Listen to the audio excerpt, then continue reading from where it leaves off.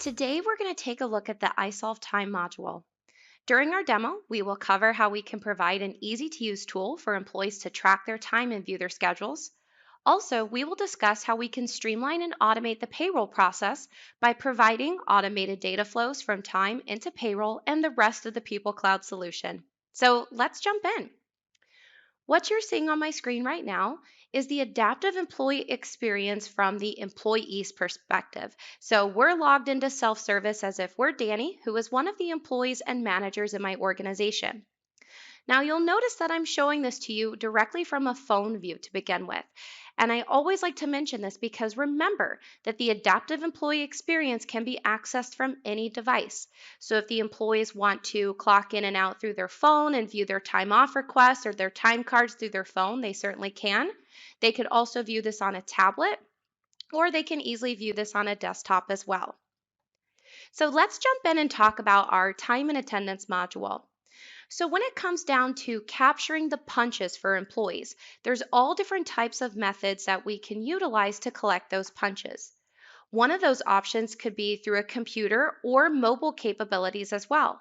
And for those employees that are using their phone to clock in and out, you can see that we're able to see the exact location of where they're clocking in and clocking out. And we can also set up geofencing as well. So say, for example, we were to set up a geofence around the isolved Charlotte location. Well, if I was down the street trying to clock in, guess what? It's not going to let me because it will recognize that I'm trying to clock in outside of that fence that we have set up. So this is going to be really great for companies to utilize if they wanted to roll out mobile punching. And keep in mind that we can set up multiple geofences as well. So if a client happens to have multiple locations or different work sites, we can set up different geofences.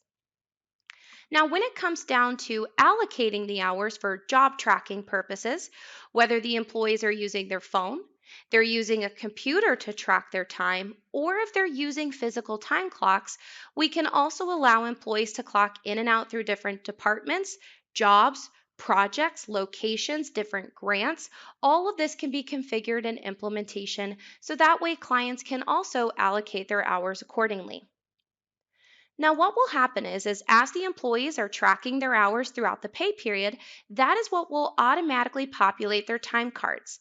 So through here, the employees are going to see a breakdown of their time all throughout the pay period.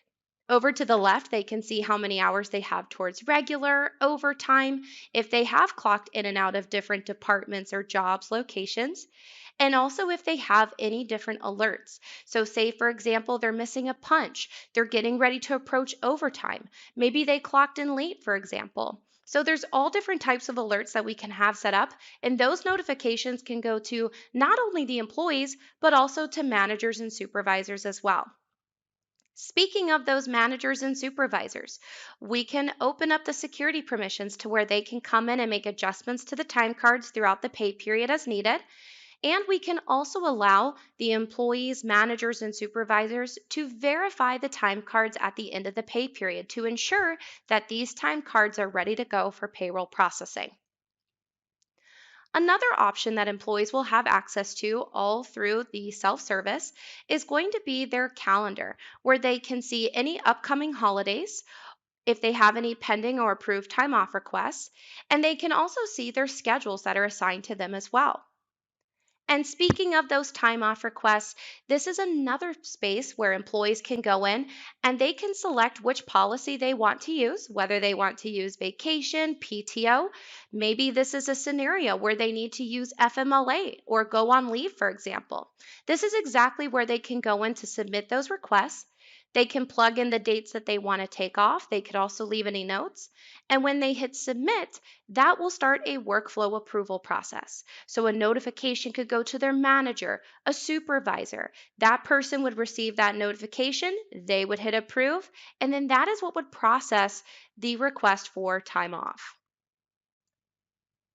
Now, talking a little bit more about the administrative side. So imagine at this point, the pay period has closed out.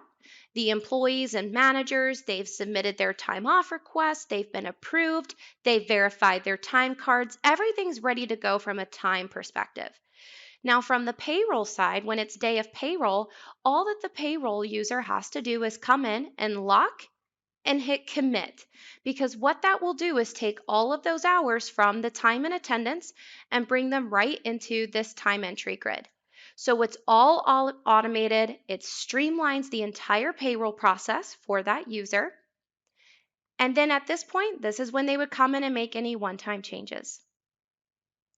So, as a wrap up, today we discussed how we can provide an easy to use tool for employees to track their time and schedules. And we also discussed how we can automate and streamline data from time into payroll to help automate the payroll process for administrators.